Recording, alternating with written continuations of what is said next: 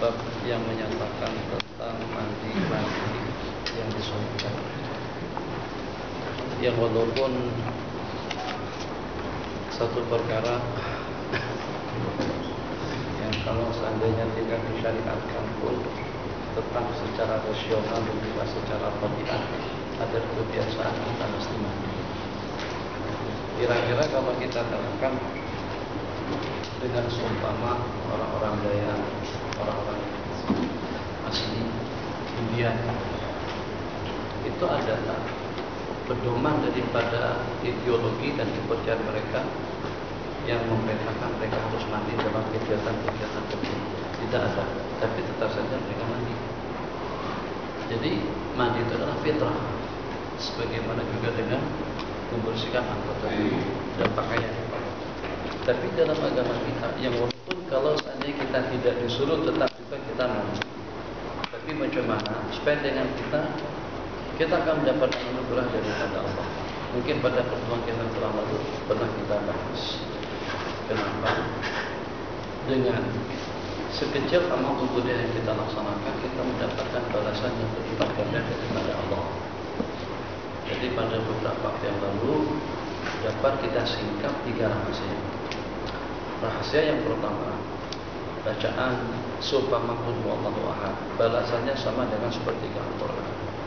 Subhanallah sepenuh timah, walhamdulillah akan memenuhi jarak antara langit dengan bumi. Pergi ke Mekah yang walaupun pengorbanan hanya kira-kira dalam 1 bulan. Kalau kita hitung-hitung pengorbanan yang kita lakukan pada waktu kita pergi ke Mekah, yang balasannya itu adalah surga. Selama 1 bulan pergi dengan sejumlah sekian ribu, katakanlah sampai pada 20-30 ribu yang kita gunakan, itu masih belum cukup untuk kita beli rumah di Malaysia. Belum ada rumah lawa, cantik, bagus, di lokasi yang tertata rapi, yang harganya di bawah daripada setengah juta. Rumah teres pun harganya sekarang sudah 250-an, 300-an. Maknanya pengorbanan yang kita lakukan tadi itu, jangankan untuk mendapatkan balasan surga daripada Allah, untuk mendapatkan rumah di dunia saja masih belum cukup. Bahkan untuk kita membeli 1 buah kereta, kereta apa yang paling murah? Tiba 27 atau hampir dalam 30-an ribu. Haji tadi itu yang dengan anugerah nikmat yang Allah bagikan kepada orang yang melaksanakan ibadahnya itu adalah dengan surga. Apa yang tidak ada dalam surga? Luasnya seperti apa, mewahnya seperti apa, kegeraan seperti apa, kenikmatannya seperti apa. Jadi satu jenis macam nikmat yang Allah berikan kepada kita di dalam surga saja itu sudah lebih berarti daripada segala kekayaan yang kita miliki atau juga kekayaan yang ada di dunia. Apalagi kalau dengan kesemuanya.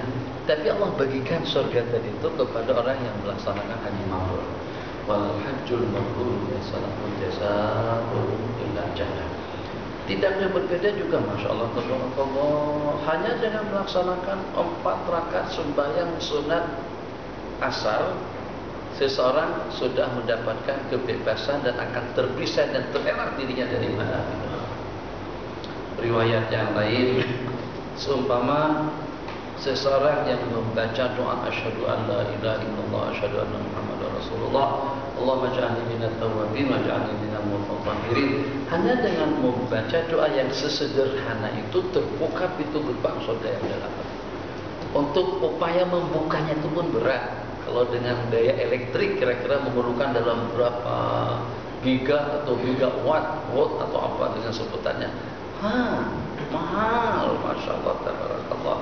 Jadi pada masa kami di Kelantan dan juga pada waktu di Bogor, saya katakan satu rahasia, karena Allah ingin memperlihatkan sifat dari Mana, Raza, Wahab.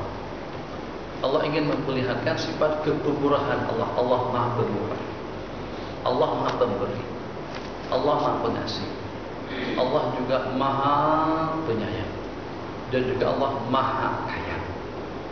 Jadi sehingga terkait pada siapa Allah lagi? Kafir, kurang asam, kurang garam. Kalau bahasa Arab sana brengsek. Kalau mau disumpahin, maksudnya lumpah tuh kotor betul. dan untuk periksa itu seperti bahasa kurang. Tetaplah kasihkan segala-galanya kepada mereka. Kenapa? Karena Allah maha kaya. Sekaligus juga maha kaya, banyak orang yang kaya, tapi belum tentu pemurah. Allah maha pemurah. Udah, apapun daripada Anda, senyum, aku bagi balasan. Cabut dulu ketiak, aku bagi balasan. Cabut yang khas itu, aku bagi balasan. Salaman saja. Sampai untuk menghakis dosa-dosa kesalahan daripada seseorang. Mujarradu al-musaffah. Tasaffaha, takasyara, tanasara, zunubuhuma. Bersalaman dan dengan senyuman manis akan berguguran dosa-dosa kesalahan daripada mereka. Masya Allah, li'annahu karim. Karena itu Allah bermurah. Li'annahu ghani. Karena Allah maha kaya. Satu. Kemudian yang kedua, untuk membuktikan bahwasanya Allah memang betul-betul memuliakan manusia. Maka karena Bani Adam, sedikit daripada kita yang walaupun hanya dengan niyatul mu'min khairun min amalihi, tidak lebih daripada lintasan hadis mata-mata Allah berikan balasan yang berlipat ganda, yang walaupun sampai ke penghujung umur angan-angan tadi itu tidak tercapai. Ingin buka pondok pesantren, adakan pengajian, atau juga bangun masjid, bangun rumah untuk warga emas, menyumbang derma dan lain sebagainya. Sebanyak niat yang diniatkan, asalkan memang betul-betul dengan keazaman yang positif, ya kalau Allah bagi, Allah beri, memang dia akan melaksanakan seperti yang diniatkannya. Kalau tidak kesampaian pun, ada bahasa sini tidak kesampaian, kalau tidak tercapai pun tetap saja dia akan mendapatkan balasan yang nanti pada hari kiamat. Sampai dalam satu buah riwayat, seorang hamba kagum, kaget, terperanjat saat ketika melihat kejaran amalan yang tidak pernah dilaksanakannya. Jadi dia sampai menanyakan kepada Allah, min aina dzalika kullu, daripada mana semuanya itu? Jadi Allah berfirman, min niyatika, daripada niat yang kau niatkan. Tapi kita bersabda, niyatul mu'min khairun min amalihi. Dua. Yang pertama, karena Allah Karim, Maha Pemurah. Yang kedua, karena Allah ingin memuliakan kita, dan memang betul-betul kita adalah merupakan makhluk yang paling mulia sisi Allah Jalla wa'ala. Yang ketiga, untuk mengaya-rayakan kita supaya jangan sampai surga Allah itu dianggap murah. Sebab kalau seandainya seperti yang anak katakan tempoh hari, Masya Allah, tabarakallah, Ustaz Aziz, bukakan tutupannya ini, Anda langsung kasih 100.000. Cuma hanya sekedar bukakan tutupannya saja dapat 100.000. Itu kan mustahil atau pelik sungguh lah. Jadi kalau seandainya dengan kita bekerja bulanan kita sampai 5-6 ribu misalnya, itu biasa. Tapi ini dengan seseorang tidak lebih daripada sekedar hanya memberikan payung, dia kehujanan, dia khidmah, dia bagikan payung, kemudian dia bukakan, langsung keluar daripada dompetnya, grab cek atau dengan cek berapa? 100.000. RM. Wah, 100.000? Ya, 100.000. Masya Allah, tabarakallah. Haji, Assalamualaikum, salam. Diajak dijemput makan, minta maaf, hanya setakat apa adanya. Kami hanya setakat boleh menghadirkan atau menyajikan roti canai dengan mihon dan bihon. Tuh, belambak lagi di luar tuh. Ada yang makan. Setakat itu saja jemputannya. Dia jemput, kita makan mihon, kita keluarkan duit 1 juta. Nah, ini hadiah daripada Anda. Untuk apa sebenarnya? Jadi katakan saja seperti dengan seseorang yang melamar anak yang dibuat Tuhan Agung tidak mau kalau sampai dengan putri beliau itu dinikahkan dengan mahar yang sembarangan. Di Tuhan Agung meminta uang atau mahar dan belanja tidak kurang daripada dalam 10 juta. Anda dengar Sultan Selangor adalah merupakan sultan yang paling kaya di Malaysia. Jadi macam mana kita nak kawin dengan, tapi sultan ini tak ada anak kan? Tak ada anak. Sultan itu tak ada anak. Beliau tak kawin. Jadi katakan saja dengan bapak beliau Sultan Salahuddin. Jadi yang kita minati itu adalah putri kepada Sultan Salahuddin. Diminta mahar, belanja dan semuanya 100 juta. Datang pada waktu dengan beliau masih hidup. Nih, kerja sikit saja, tidak lebih daripada meletakkan pinggan sebelah sini. Tuanku minta maaf, pinggan itu mungkin itu tidak sesuai untuk makan malam nanti. Mungkin pinggan yang agak lebih sesuai, yang agak kekuning-kuningan sedikit. Tercatat dengan waktu bagi duit 50 juta. Untuk apa sebenarnya? Supaya kita boleh kawin dengan anak. Macam itu juga Allah bagikan pahala sebanyak-banyaknya supaya kamu boleh dapat surga. Sebab surga itu bukan benda murah. Allah bagikan banyak supaya semuanya layak. Tak apa, kira saja situ. Bulu ketiak dikira, kira juga. Mulut kira juga, senyum kira juga, semuanya hitung,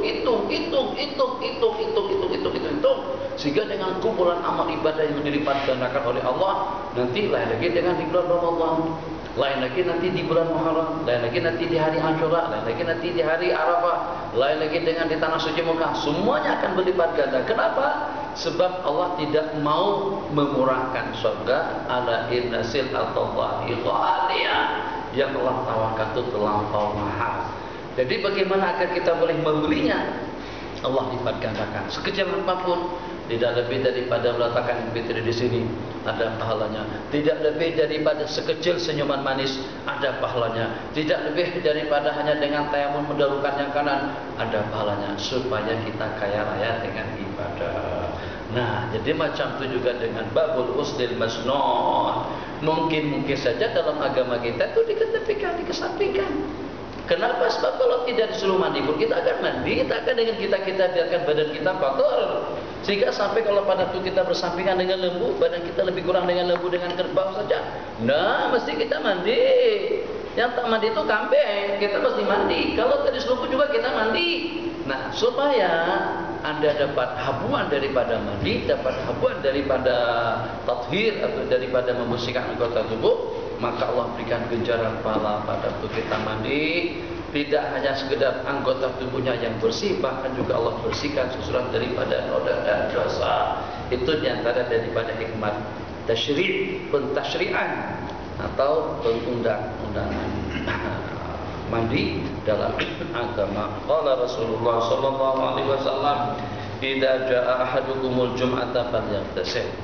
Jadi sekarang yang jadi masalah karena kita hari Jumat tidak cuti, maka jarang-jarang kita pada waktu pergi ke masjid hari Jumat kita mandi sebelumnya. Tapi alhamdulillah diulas oleh ulama, mandi hari Jumat itu sudah tercapai kesunatannya atau tuntutannya, yang walaupun kita mandi dari setelah tengah malam juga. Jadi setelah tengah malam boleh niatnya macam-macam. Masya Allah, tabarakallah, yang sudah kawin lah. Memang belum kawin itu memang masalah lah. Susah lah. Jadi komunikasi itu tidak sambung. Kita kena cepat-cepat juga. Kalau sudah ada tawaran dari orang tua kah, atau dari tetangga kah, itu jangan dilengahkan. Langsung kasihkan respon positif. Kalau sudah ada pembicaraan yang mengarah ke situ, cepat-cepat, jangan diam-diam begitu saja. Kenapa? Itulah kenapanya, karena masih banyak lagi kerja-kerja yang perlu diselesaikan.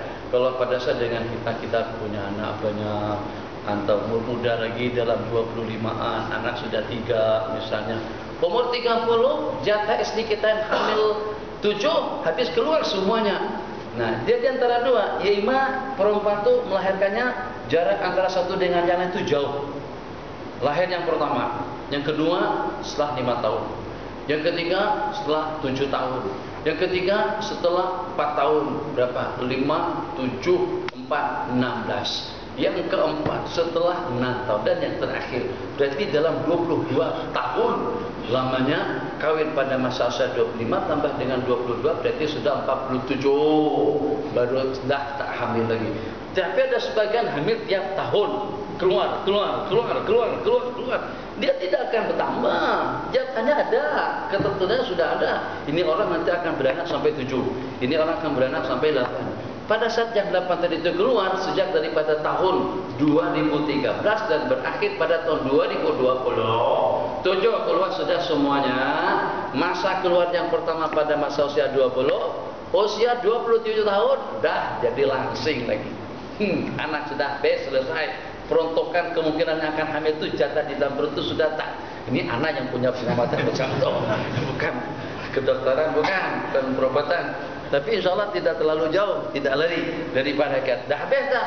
yang 7 tadi itu, sehingga pada masa usia 30, Masya Allah, tabarakallah, 30 memang letih. Kalau saban tahun letih, lengo. Tapi pada masa usia 35-an, anak yang pertama sudah belasan tahun. Yang sudah 15, yang 13, yang 14, yang 12, yang 11, yang 10, paling kecil 8 tahun sudah ada. Jadi mak sudah tak perlu urusan anak. Kenapa? Sebab sudah ada 3 yang belasan tahun, 15, 14, 13 itu sudah dapat membantu maknya dia. Mak pada masa usia 35, 40 sudah relax, santai. Mungkin sudah boleh meluangkan waktu sepenuhnya hanya untuk suami. Kenapa? Sebab sudah tidak disibukkan lagi dengan urusan mengidam, dengan urusan hamil, bawa perut ke sana sini. Kenapa? Sebab peruntukannya untuk dilahirkan tadi itu sebenarnya sudah dikeluarkan. Jadi terserahlah, untuk terserah mau tiap tahun, 2 di tangan, 2 di bahu, letak di kepalanya. Atau lambat semuanya 5 tahun, 7 tahun sampai besar barulah yang kedua, besar barulah yang ketiga. Tapi lambat ala kulli hal. Itu saya perhatikan daripada teman-teman kita yang terdahulu. Sehingga pada masa 40-an itu sudah tidak bikin masalah urusan hamil lagi. Kenapa? Jatah yang akan hamil atau yang akan dilahirkan itu sudah tidak ada lagi. Kembali idza jaa ahadukum. Jadi kalau kita ada anak, Masya Allah tabarakallah, kalau keluputan sembahyang berjamaah pun masih ada yang boleh melaksanakan salat berjamaah dengan kita. Idza jaa ahadukum al-jumu'ata falyagtasil. Jadi pada situ kalau pada saat kita pergi, dan itulah pendapat daripada ulama, Pak Taqib ya, Pak Litartib, kalau pada saat kita pergi, afdolnya kita mandi sebelum pergi. Sekarang bila kita mandi subuh, kita sudah tinggalkan rumah 2 jam, 1 jam, 1 jam setengah jam, sibuk, tengah jalan, kemudian ke office daripada pukul 8 sampai pada pukul 12 sampai pada 12.30. Lepas itu kita masjid saja lagi. Mana ada? Takkan orang mandi di pejabat, ada pejabat ada. Walaupun ada bilik air, takkan mandi semuanya.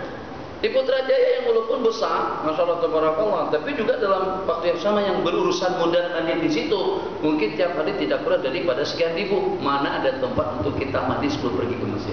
Insya Allah kalau dibahas statistik yang sebenarnya di Putrajaya tuh, di Putrajaya tuh di Masjid Besi itu penuh, Masjid Besi itu kenapa disebut dengan Masjid Besi? Karena dalam 70% bahannya daripada besi.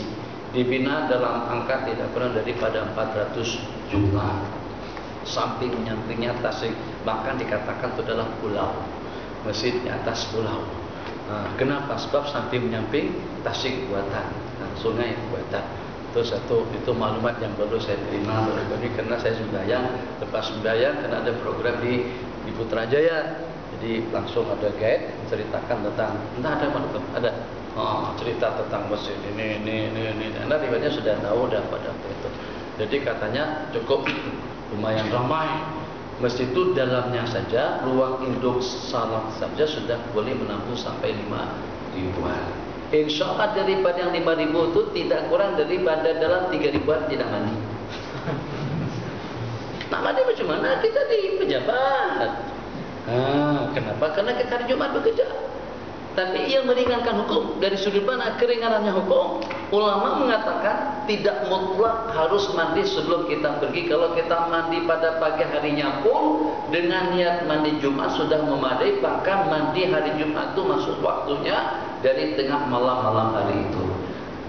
Jadi niatnya jamaah, sengaja mandi sunat Jumat, sengaja mandi junub, karena Allah Ta'ala dapat kejujuran. Junubnya mandi junub untuk kesegaran Allah, bagi pahala.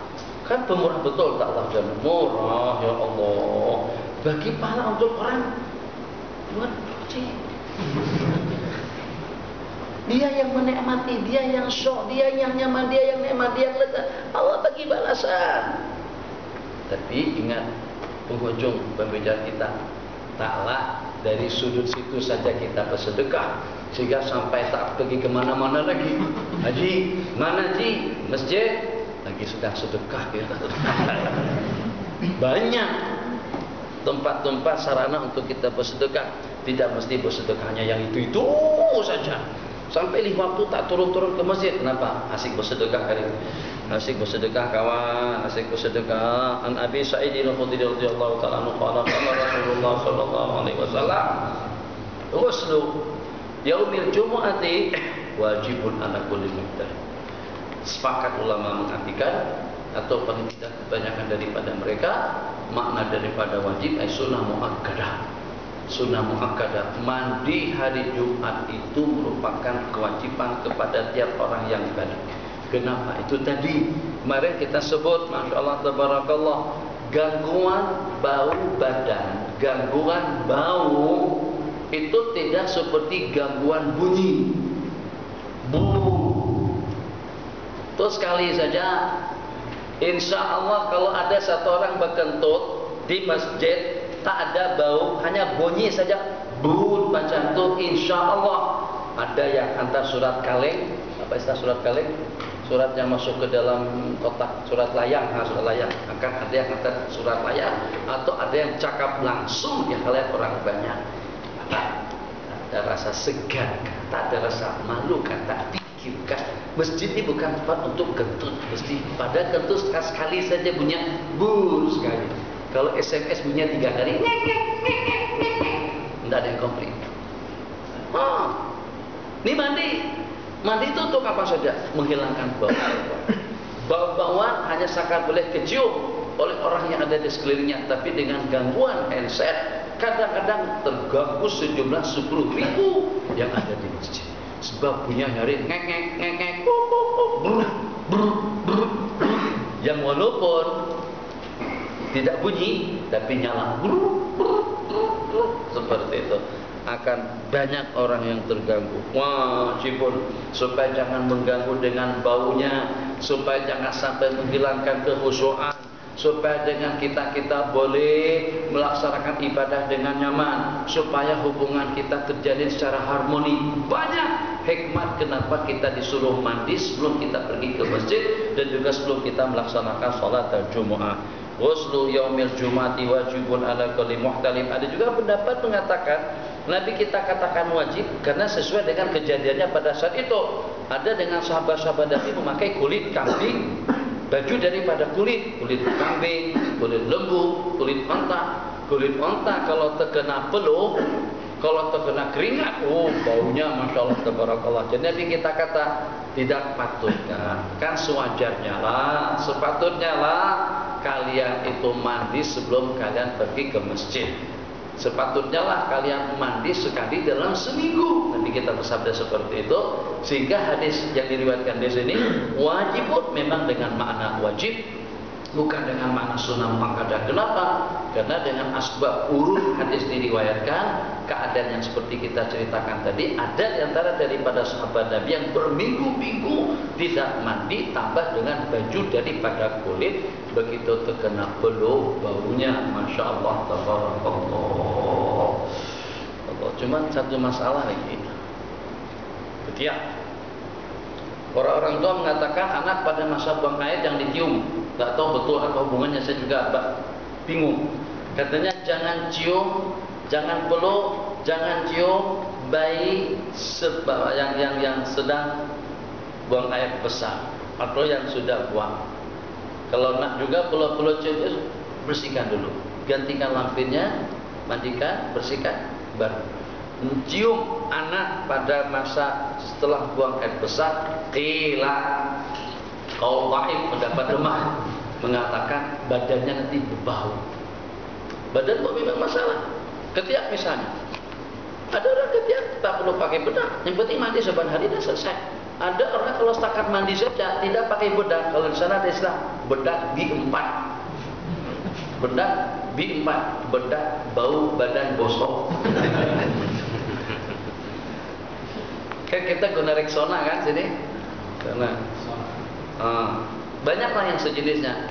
Tapi itu ada bahan kimianya. Satu, kemudian yang kedua kadang-kadang membuat ketiak jadi hitam. Kalau dengan bedak tadi itu bau tak wangi mana.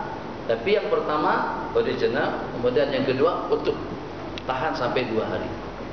Oh, kuat ada pedang. Nanti kalau di Indonesia atau di Bogor, nah tunjukkan yang ini nih, yang bagus, yang harganya murah dalam tiga kupangan saja kalau dengan uang Malaysia. Satu bungkus dalam tiga kupang, tapi dia awet, jadi tidak ada bahan kimia. Yang Anda inginkan, yang paling masalah kadang-kadang orang yang bau ketiak tuh dia tak perasan, tak sedar dia ketiaknya bau. Itu yang paling masalah. Jadi kalau pada waktu bergerak dia aktif. Wah, coba ini perlu pembangun, perlu perjuangan, tangan angkat, udah ticu ketiak dia. Oh, dan mungkin diantara daripada kelainan warga kita atau saudara-saudara kita daripada Nigeria, Negro lah secara amnya.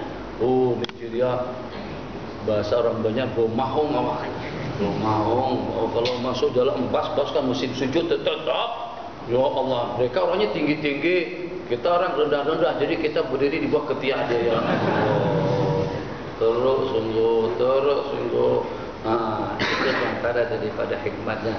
Sampai mengganggu penciuman seseorang pun dalam Islam, Islam berupaya untuk melenyapkan dan menghilangkannya. Kenapa berkumur-kumur? Kenapa berus gigi? Kenapa beristinsak? Kenapa disuruh mandi? Kenapa disuruh berwangi-wangian? Itu semuanya tujuannya untuk menjaga suasana dan udara yang bening agar kita tidak keciuman bau-bauan yang tidak nyaman. Naam, qala وعن أبي هريرة رضي الله عنه قال قال رسول الله صلى الله عليه وسلم حق على كل مسلم أن يغتسل في كل 7 أيام يوما.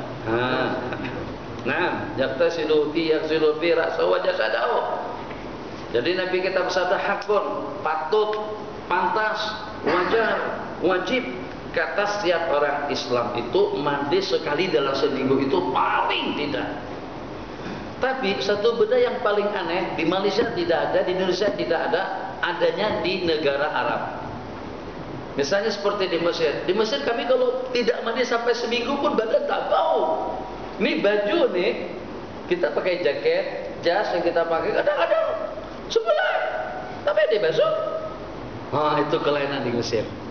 Itu satu, ya pelik, memang pelik. Musim sejuk, mana ada orang mandi saban hari di sana. Kalau ada mandi 2 kali sehari, kau insya Allah dalam 2 bulan terakhir masuk kubur.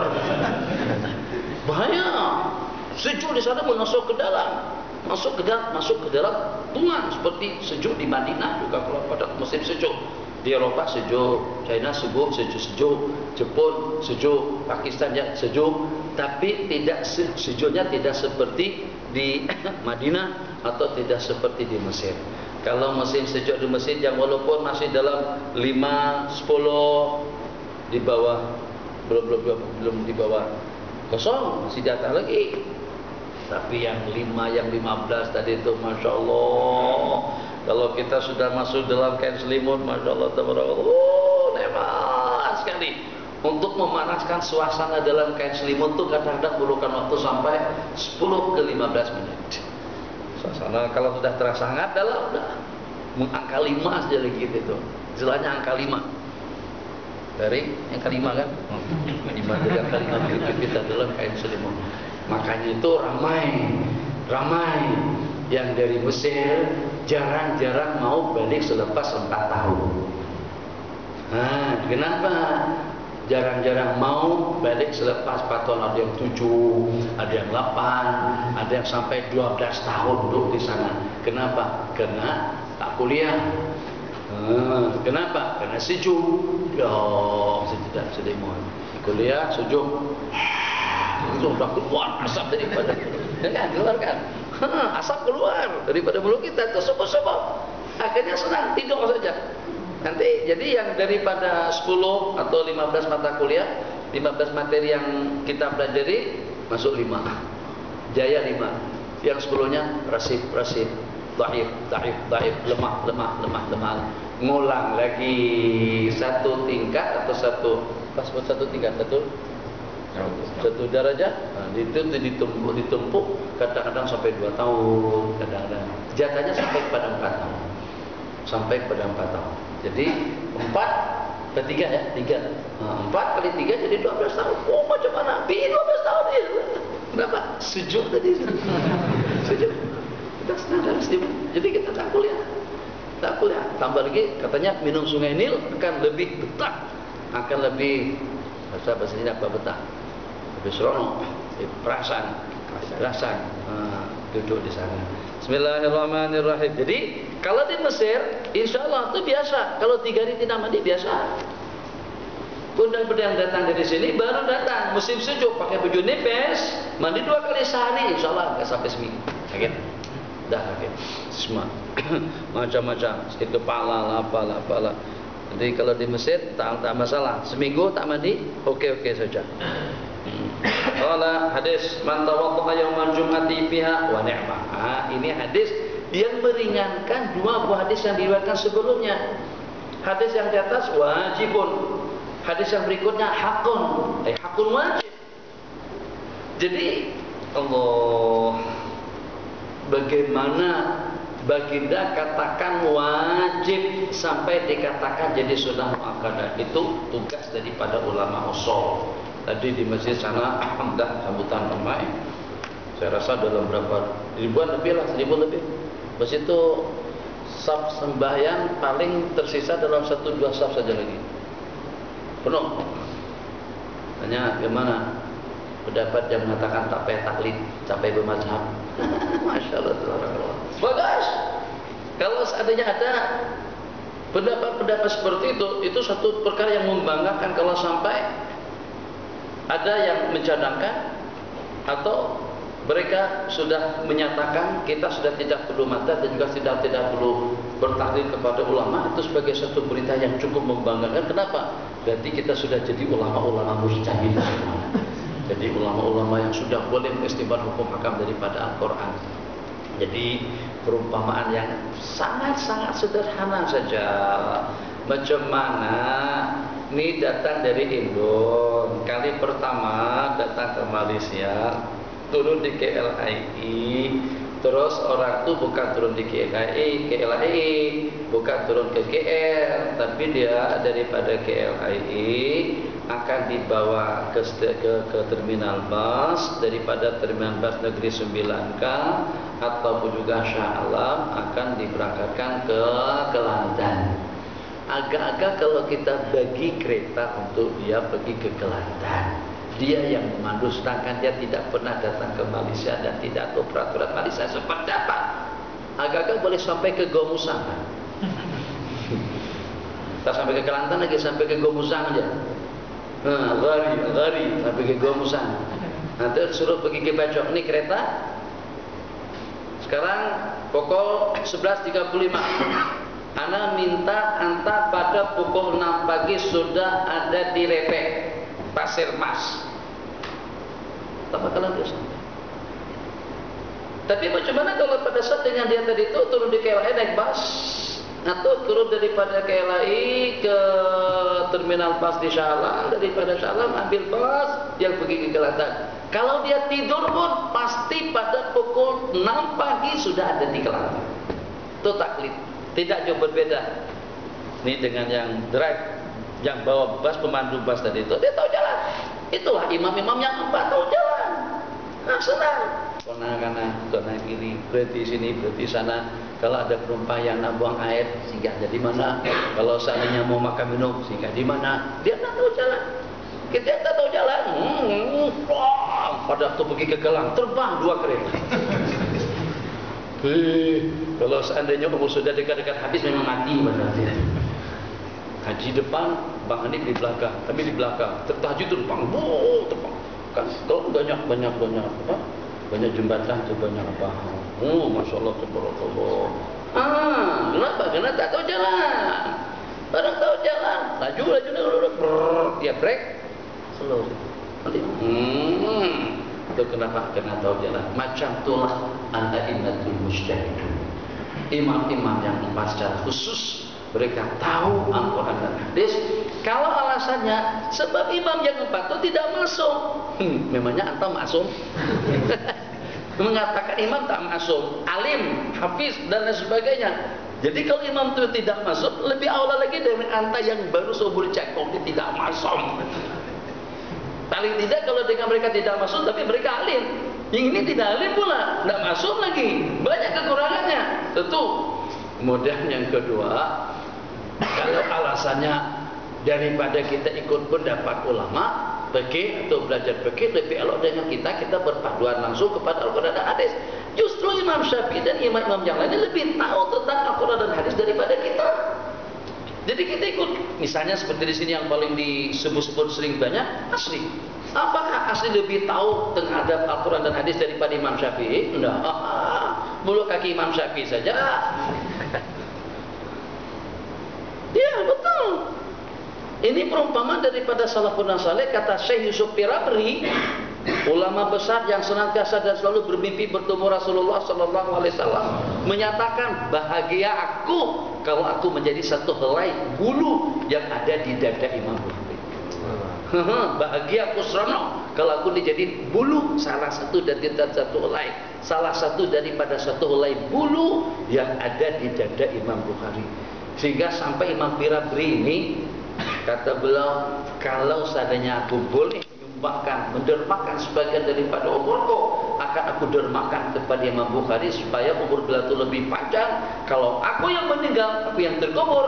Tapi kalau dengan Imam Bukhari yang meninggal, ratusan ribu buah hadis Rasulullah yang terkubur bersama beliau. Begitu pengadaan ulama dengan ulama. Dan sekarang ulama ada dibantai. Jadi tadi pertanyaannya lebih kurang macam itu juga. Jadi katanya, kenapa taklid kepada ulama-ulama? Kan tak masuk memang. Siapa yang katakan ulama masuk? Tapi kita disuruh untuk bertaklid kepada tidak masuk. Yang paling tidak adalah 90%. Apa yang mereka fatwakan itu betul. Kenapa? Sebab fatwa, pandangan, bimbingan, panduan dan orientasi daripada mereka itu berpedoman kepada dua yang maksum, satu Al-Quran dan yang kedua hadis. Kalau berbicara tentang ingin mengembalikan masyarakat kepada Al-Quran dan hadis, ulama-ulama kita lebih tahu dan lebih pakar dalam bidang Al-Quran dan hadis daripada kita. Jadi apa yang kita inginkan itu sudah hasil, sudah tercapai. Jadi seolah-olahnya kita ingin memperoleh sesuatu yang sudah kita capai. Jadi kalau kita suruh masyarakat untuk langsung mengistibar hukum hakam daripada Al-Quran dan hadis, buang-buang waktu. Paling tidak kalau seandainya dia boleh, mampu, hebat, dengan daya ingatan yang cukup menunjang, paling tidak hasilnya sama dengan ijtihad ulama kita dahulu. Kenapa? Sebab dia bukan dengan keilmuan yang mantap, tapi juga dengan keimanan dan ketakwaan yang menunjang. Bukan hanya setakat ilmu, bukannya setakat dengan kemampuan, tapi dengan mereka tergolong dalam kumpulan yang disebutkan di dalam ayat wa ataina min ladunna ilma, dan daripada kumpulan wattaqullah wa yu'allimukumullah. Bismillahirrahmanirrahim. Jadi kata ulama, kenapa dua buah hadis tadi itu yang Nabi kita katakan wajib itu diartikan sunnah muakkadah, sedangkan Nabi kita katakan hakun, patut, mustahab. Tapi kenapa mustahab itu diartikan dengan sunnah muakkadah? Sebab karena ada hadis riwayat daripada Samurah bin Jundub radhiyallahu ta'ala anhu, Nabi kita bersabda, barang siapa mengambil air wudu pada hari Jumat, fabiha wa ni'mah, maka itu sudah elok dan baik. Dan barang siapa mandi, maka dengan mandi tentu lebih afdol. Jadi al-ghuslu afdalu di situ hanya dikatakan dengan mandi lebih afdal daripada berwudu. Ya kalau dengan berwudu saja fabiha. Maksudnya fabiha bitilkan ni'mah wa ni'mat. Man tawadda yaumal jum'ati fabiha fabil jum'ati wa ni'mat. Dengan mandinya, dengan Jumatan, dengan mandi Jumatnya, nikmah itu daripada af'alul badah. Jadi dengan mandi yang dilakukan, dia mendapatkan satu kebaikan. Tapi kalau seandainya dengan mandi, maka dengan mandi lebih afdal. Jadi dari bahasa afdal di sini menunjukkan bahwasanya mandi tidak wajib. Di samping juga yang pertama kali terbukti tidak mandi pada hari Jumat itu adalah Sayyidina Utsman bin Affan. Jadi pada Sayyidina Utsman terlambat datang, ya cerita terlambat itu bukan mesti harus orang-orang seumpama kita. Sahabat pun juga ada yang terlambat. Kalau disibukkan dengan sesuatu mesti akan terlambat.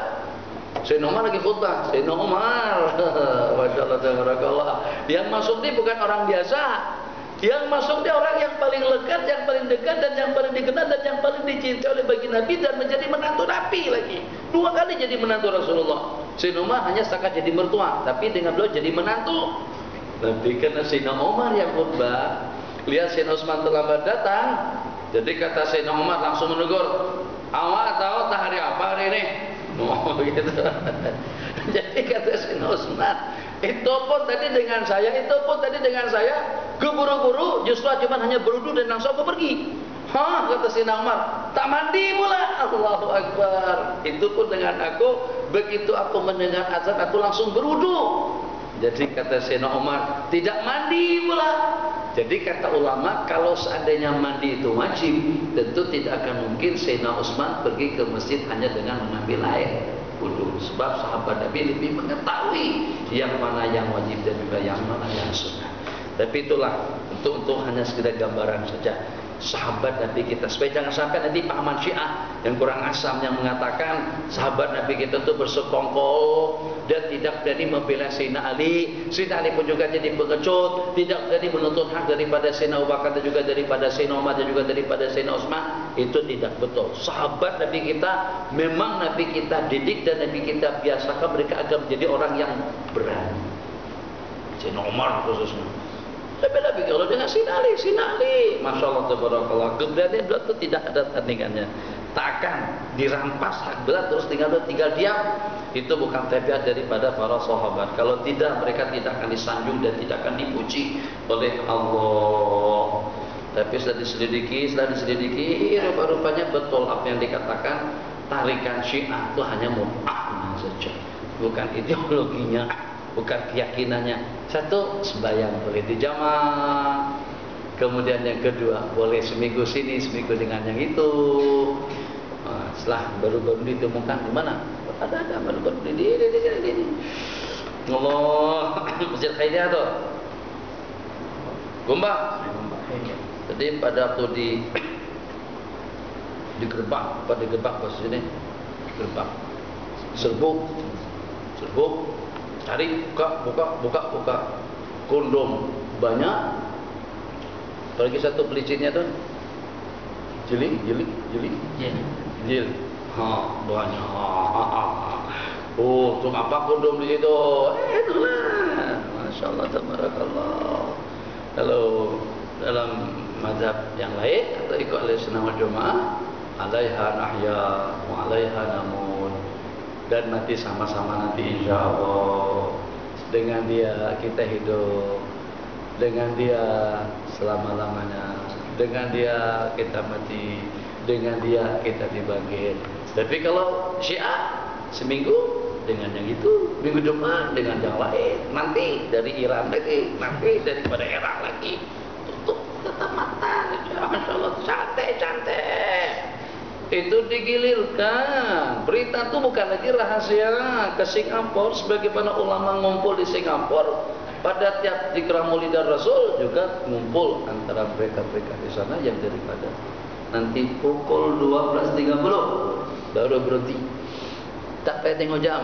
Saya tengok jam pada depan saya. Jadi mereka pun juga berhimpun, adakan pertemuan yang dari Irannya, yang dari Iraknya, yang daripada Lebanonnya. Kita dia tengok, masya Allah, tabarakallah. Allah umur di bawah 30-an.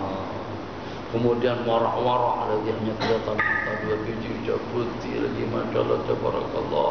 Tambah dengan jaringan setan akan memainkan peranannya. Qalat haytalak. Berat, masya Allah, tabarakallah. Makanya anak muda, tinggalkan mahasiswa-mahasiswi tahu yang namanya darah muda, panggilan mereka kepada hubungan yang seperti itu lebih daripada yang lain. Qala wa man irtasala fal ghuslu afdalu. Qala Rasulullah sallallahu alaihi wasallam, man ghassala mayitan falyaghtasil. Habis itu tentang mandi Jumat. Sekarang kita berpindah kepada mandi sunat lainnya. Barang siapa memandikan orang mati, hendaklah dia mandi. Kata ulama hukumnya sunat. Wa man hamalahu falyatawadda. Yang membawa, yang mengusung sunat wudu, yang memandikan sunat mandi. Kenapa?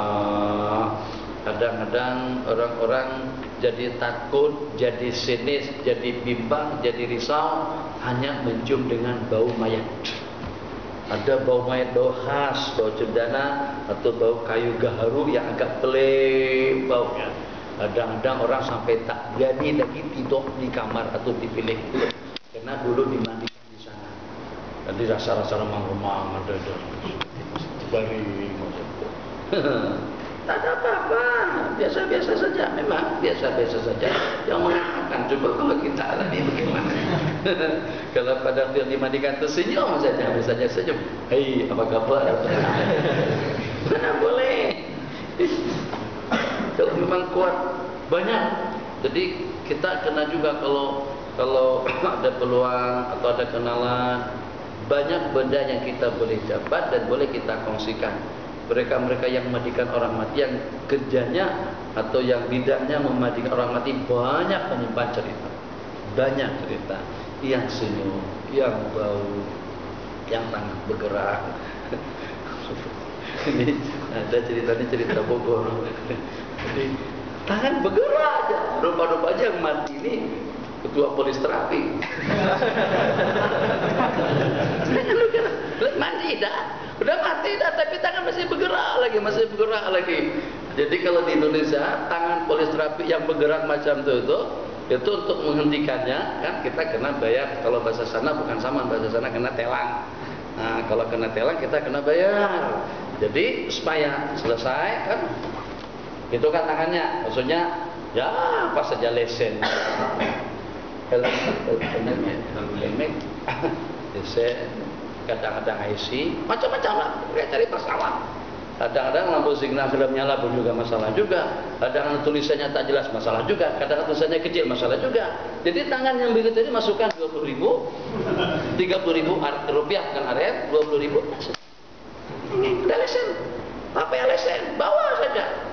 Nanti kena telang, kena sama, masukkan duit 50.000, 20 ringgit, selesai, jalan. Jadi pada masa mati polis tadi itu tangan bergerak macam tu. Jadi orang bingung, ini macam mana nak matikan polis ni? Tangan bergerak. Jadi kata yang satu masukkan uang 20.000. Begitu dimasukkan duit ke telapak tangannya tadi itu, tangannya tak bergerak lagi. Rupanya minta sampai ke mati. Ngambil, menelang atau juga menyaman orang. Bab Nabi kita bersabda, seseorang itu akan dibangkit dan juga akan mati dengan tradisi adat kebiasaan kesehariannya. Yang biasanya ngaji, insyaallah pada waktu ngaji. Yang biasanya sembahyang, kagak sembahyang, mati di waktu sembahyang. Yang biasanya zikir, mati di waktu berzikir. Yang biasanya main domino atau main catur, mati pada waktu main catur. Itu juga pada waktu main domino, tutup, jatuhnya waktu itu beda. Yang biasanya makan sidah waktu baca Yahanan meninggal dunia. Nah, kalau kita habiskan ini tak banyak mana. Wa an Aisyah radhiyallahu anha anna Nabiy sallallahu alaihi wasallam min arba'in min janabati wa min jum'ati wa min hijamati wa min ghusl mayit. Karena sallallahu alaihi wasallam mandi daripada 4 perkara, daripada janabah berarti wajib, daripada hari Jumat pada hari Jumat sunat, wa minal hijamah daripada lepas berbekam. Kalau di kepala namanya hijamah, kalau di badan namanya fasad. Wa min ghuslil mayit daripada memandikan orang mati. Riwayat daripada Qais ibn Asim annahu aslama. Ini yang selanjutnya, mandi karena memandikan orang mati. Mandi karena untuk sembahyang Jumat. Mandi karena daripada berbekam. Mandi daripada janabah hukumnya wajib. Yang ketiga yang seterusnya, mandi karena Islam. Anau aslama fa amarahu Nabi sallallahu alaihi wasallam yaghtasila bima'in wa sidrih. Jadi ma'in itu sudah tahu, sidir itu sekarang sudah tergantikan dengan sabun. Ya, adalah sebagai alat atau sebagai bahan kimia yang digunakan untuk menanggalkan daki dan kotoran daripada badan. Sekarang tidak mesti kita gunakan sidir, kita gunakan sabun, shampoo dan yang sejenisnya. Nah, Innal yahuda kanu idza hadatil mar'atu fihim lam yuwakiluha. Sesungguhnya orang-orang Yahudi apabila istri mereka dalam keadaan uzur maka mereka tidak akan makan bersama, tidak akan kumpul bersama. Walam yujami'uhunna, walam yujami'uhunna fil buyut. Yujami'uhun, yujami'u bukan hunna fil buyut, dan tidak duduk sekali di rumah. Jadi kata para sahabat, kalau ashabun Nabi SAW, bagaimana kalau dengan kita lakukan hubungan dengan mereka sekali, supaya kita memang berbeda betul. Mereka buat benda yang melampau, kita buat juga dengan aksi yang melampau. Mereka kalau pada tu istri mereka dalam keadaan uzur, istri suruh keluar rumah, tak duduk sekali, makan di luar, tidur di luar, segala-galanya berpisah total dengan suami juga dengan pasangannya. Jadi bagaimana supaya kita buat benda yang beda total juga dengan mereka, kita kumpuli dan kita jima juga pada waktu mereka dalam keadaan uzur. Turun ayat wa yas'alunaka 'anil mahid, dan mereka mahid, ada kalau tak ada. Yas'alunaka 'anil mahid, tak ada mahid, itu saja. Enggak ada. Ada. Wa yas'alunaka 'anil mahid, qala qul huwa adza. Mereka menanyakan kepada kamu tentang haid. Nah, maksudnya tentang menggauli wanita pada masa uzur. Al-Quran mengatakan qul huwa adza, katakan itu sebagai gangguan. Ada tuh kata ulama, ada kepada laki-laki, ada kepada perempuan, ada kepada keturunan. Dikatakan anak yang jadi pondan itu dilahirkan daripada hubungan pada masa istri uzur. Kalau Allah takdir istri itu hamil pada masa uzurnya, anak akan jadi semacam mana pergi? Oh, di Terengganu, Jakarta, Bogor pun ada juga. Kalau kumpulan mereka tuh turun ke tengah jalan, ya Allah. Jadi kadang-kadang mereka bawa alat-alat musik. 2, 3, 4 orang dangdut, mereka joget dekat dengan jalan. La ilaha illallah. Pondan semuanya bukan perempuan. Jadi kita tahu mana buktinya di pondan. Tangannya berbulu, tangan bulu, badan hitam. Mana perempuan boleh, dari jauh pun kita boleh cam perempuan. Mana boleh kita sampai samar-samar tak dapat membedakan yang mana laki-laki yang mana perempuan. Nah, satu azab kepada si perempuan itu sendiri, azab juga kepada suami. Jadi dibahas oleh ulama, sebab memang perempuan pada masa uzur itu tidak siap untuk digauli. Faqala Rasulullah sallallahu alaihi wasallam, "Isna'u kulla syai'." Lakukan apa saja, makan, minum. Satu hal lagi yang boleh, ini air susu.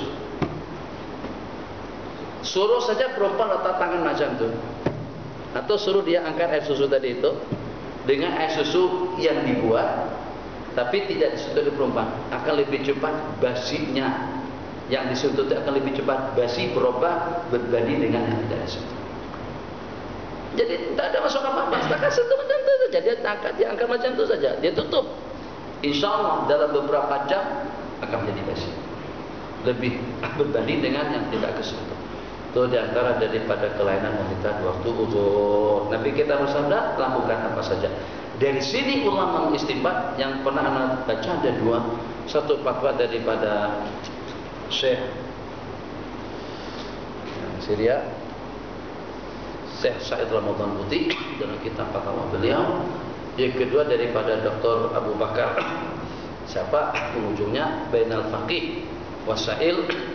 Jadi situ dinyatakan pertanyaan agak porno, agak jorok bahasa sana, atau agak lucah, tentang seorang perempuan yang mengecup ke mana suami sampai terpancur air suci itu di dalam mulutnya. Itu pernah ditanyakan apa hukumnya. Suami tak ada kerjaan,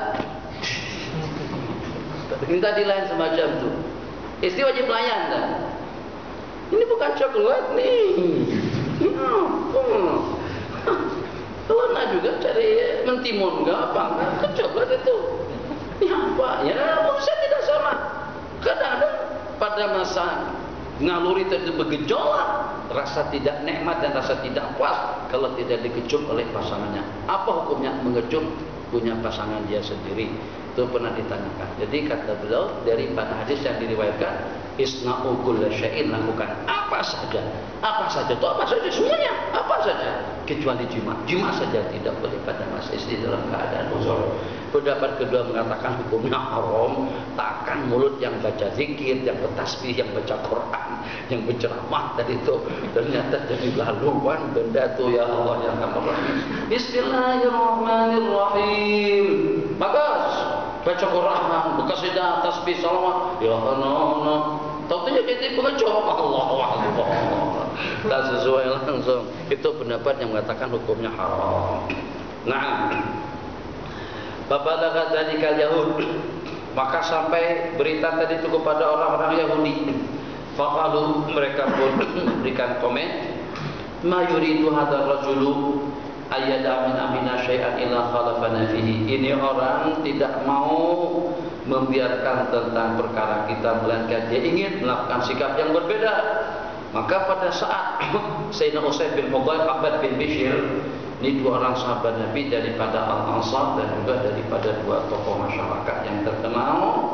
Pada saat Sayyidina Usaid bin Hudayr dengan Abbad bin Bishr tadi itu mendengar ucapan orang Yahudi, mereka itu selalu saja buat benda yang beda. Orang berarahnya ke sana, dia berarahnya ke sini. Orang buat benda pada satu, mereka buat benda itu pada hari Ahad. Jadi seperti Muhammadiyah di Indonesia, Muhammadiyah di Indonesia selalu saja buat masalah. Maksudnya tidak mau sama dengan kaum tua. Pokoknya betul tidak betul, yang penting kita tidak mau sama dengan mereka. Nah, jadi pada saat mendengar ungkapan orang-orang Yahudi seperti itu,